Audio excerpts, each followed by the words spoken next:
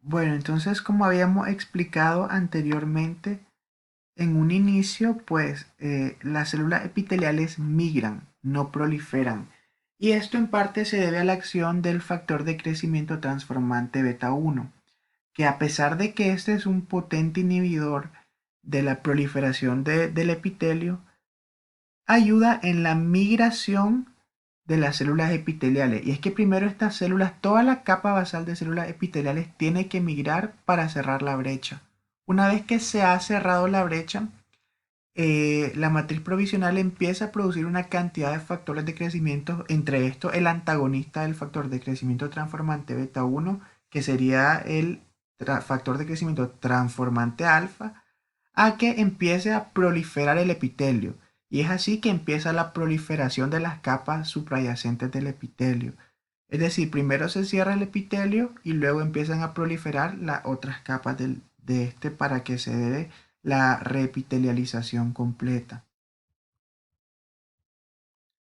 Entonces, aquí tenemos el factor importante que juegan los factores de crecimiento y aquí están algunos de los factores de crecimiento involucrados en la cicatrización, donde tenemos el factor de crecimiento de fibroblastos, la fuente que los produce, los efectos que los producen.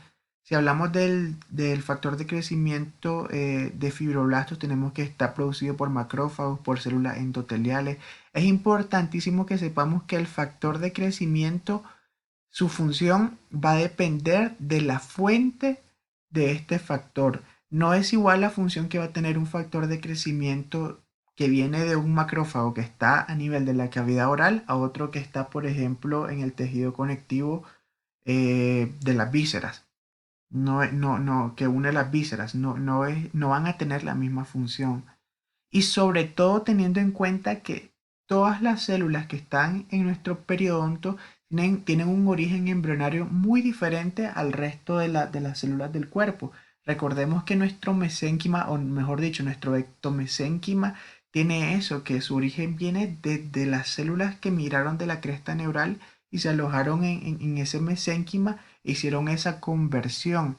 Y ahí viene el importante factor inductor del que se habla cuando se habla de la odontogénesis o de la embriología de nuestro elemento dentario.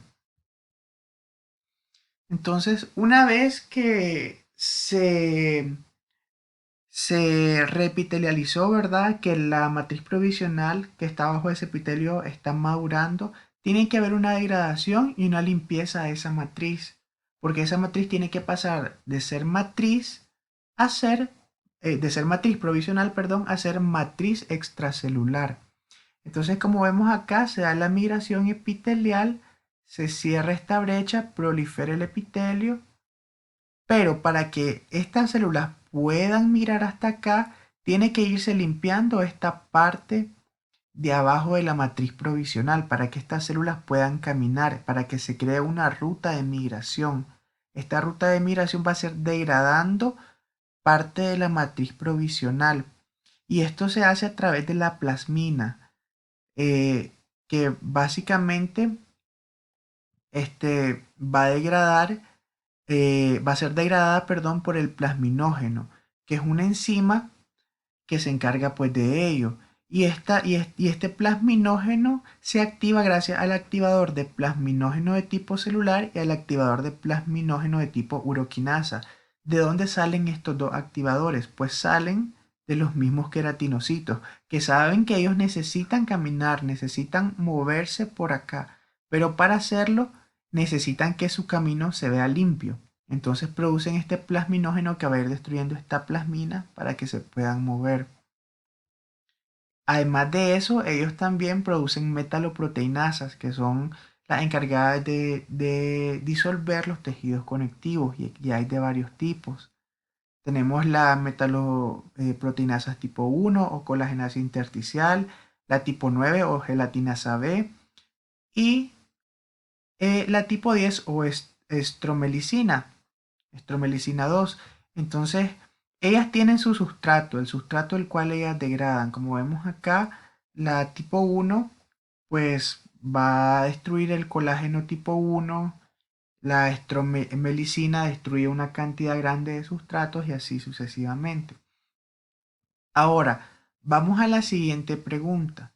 ¿Es lo mismo un tejido de granulación y un granuloma? Entonces, porque ya vamos a pasar a la maduración de la matriz provisional a un tejido de granulación. Porque para que esta matriz provisional sea una matriz extracelular, tiene que pasar por una fase intermedia, que sería la de tejido de granulación. Entonces, la respuesta sería, no es lo mismo.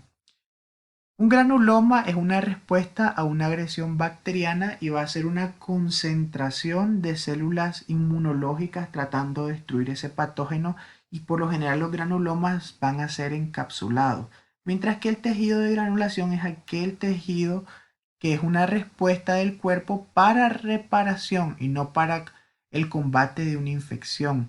Y por lo general va a estar provisto de capilares, de fibroblastos, también van a haber células de la inmunidad, pero no va a ser como en el caso del granuloma, que va a haber una mayor aglomeración.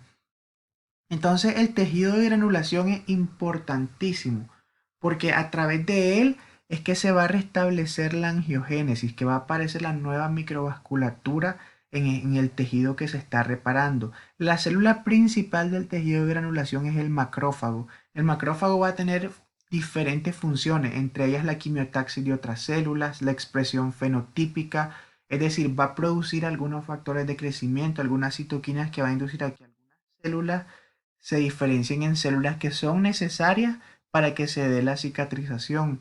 Va también a ayudar en la proliferación celular a través de factores de crecimiento. Y pues el factor de crecimiento más importante que el macrófago va a liberar es el factor de crecimiento de fibroblastos, la otra célula importante durante el tejido de granulación. Y es que el fibroblasto va a empezar a configurar la matriz extracelular, va a empezar la producción de colágeno. Y el fibroblasto es una célula importantísima porque básicamente es la que dirige el remodelado de los tejidos conectivos, y no solo del tejido conectivo, sino que también de la matriz provisional, porque se ha visto que el fibroblasto puede actuar de diferentes maneras, ya sea estando inmerso en matriz provisional de una herida o en matriz extracelular. Por ejemplo, el fibroblasto puede estar inmerso y estar produciendo colágeno si está en presencia del factor de crecimiento derivado de plaquetas en una matriz eh, extracelular. Entonces, la respuesta que el fibroblasto va a tener es la de regular la producción excesiva de colágeno tipo 1. Pero si el fibroblasto está, digamos, en una matriz provisional donde hay vitronectina, fibronectina, y tenemos también ese factor de crecimiento derivado de plaquetas, ya la producción de él, de colágeno, tal vez no va a ser tan limitada como en la matriz extracelular, sino que va a ser aumentada, va a producir más tejido conectivo, más fibras de colágeno tipo 1, con la intención de normalizar esa matriz provisional hasta llevarla a convertir en un tejido conectivo.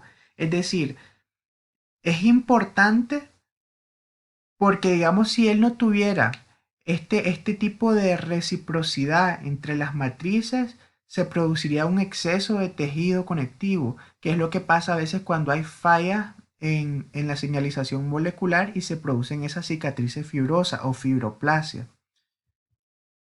Entonces, esto lo hace a través de citoquinas que pueden ser quimioatractivas, mitogénicas y que también regulan actividades, como les decía acá lo de la reciprocidad, que él puede manejarse bien en matriz extracelular o en matriz provisional, y de esa manera evitar la producción excesiva de algún tipo de componente de cualquiera de las dos matrices. Ahora, acá tenemos este esquema donde se muestra cómo los macrófagos, a través de factores de crecimiento y citoquinas, producen la migración de fibroblastos, células endoteliales y músculo liso. Ahora también actúan sobre las células madres o células que provienen de la médula ósea o del mismo mesénquima para que aparezcan algo que se llaman miofibroblastos, que son células que aparecen en el tejido de granulación. Entonces, estos miofibroblastos, a través de integrinas, se activan y producen una proteína que se llama actina alfa de músculo liso. Entonces, por eso esa característica de esta proteína es lo que los convierte en miofibroblastos. Esta actina alfa de músculo liso aparece con la intención de que hay una contracción en la herida. Todas las heridas se contraen y la intención de que las heridas se contraigan es que se aproximen los bordes que fueron separados para que de esta manera se acelere la cicatrización.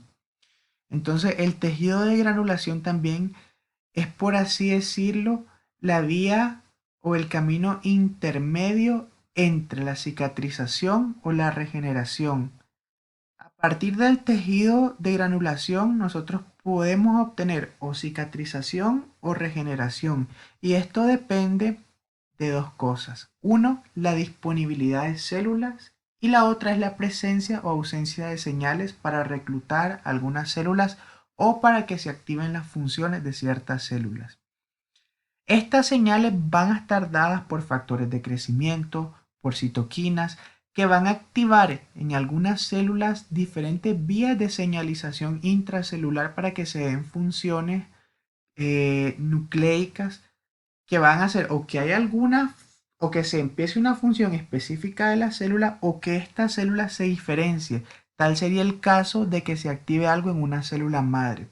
La disponibilidad de células se refiere a que no es lo mismo que tengamos una matriz o un tejido de granulación, perdón, rico en células madre a un tejido de granulación que haya muchos fibroblastos, que hayan, digamos, macrófagos, porque estas son células que van a contribuir más a que a que se repare el tejido y que haya una cicatrización, a que haya una regeneración.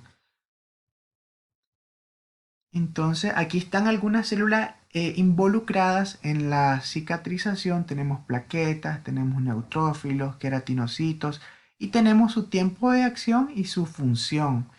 Entonces, como vemos en la cicatrización, casi las células siempre son las mismas. Las plaquetas, los neutrófilos, los queratinocitos, los linfocitos, los fibroblastos. Aquí yo añadiría los macrófagos. Entonces, mientras que la regeneración es un poco más impredecible porque pueden haber células madres. En la cicatrización también hay células madres, pero habría que ver qué tipo de células madres, porque hay diferentes tipos. Si nosotros agrupamos la cicatrización en fases, tenemos que la primera fase sería la de la hemostasia. Se para la hemorragia, se crea el coágulo va a ser la matriz importante para que siga el curso de la cicatrización. Va a haber una fase inflamatoria, que es donde van a llegar esas células que nos van a limpiar en un inicio esa herida, una fase de proliferación en la cual vamos a tener angiogénesis, migración de fibroblastos, epitelialización, contracción de la herida. Yo pondría epitelialización junto con la fase de un poquito de inflamación, porque a los 2-3 días todavía tenemos inflamación y es cuando inicia a haber la epitelialización, es cuando ya se empieza a ver epitelialización.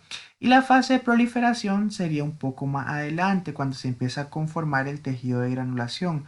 Luego de eso, la última fase sería una de remodelado, donde ese tejido se va a remodelar como se remodelan todos los tejidos del cuerpo.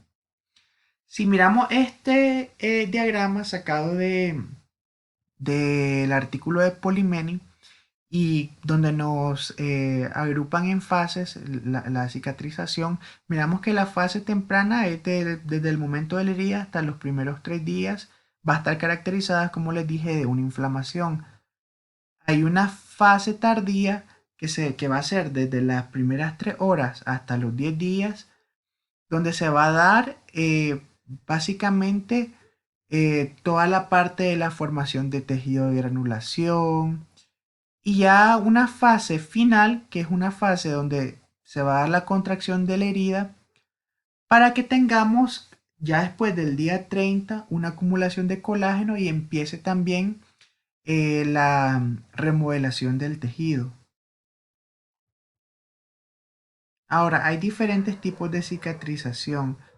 Acá tengo una cicatrización por primera y por segunda intención. Por primera intención va a ser aquella donde los bordes de la herida estén más próximos y se logre una cicatrización más sencilla. Normalmente no requiere sutura. La cicatrización por segunda intención, los bordes son tan amplios, por lo general requiere sutura y como consecuencia da la formación de una cicatriz.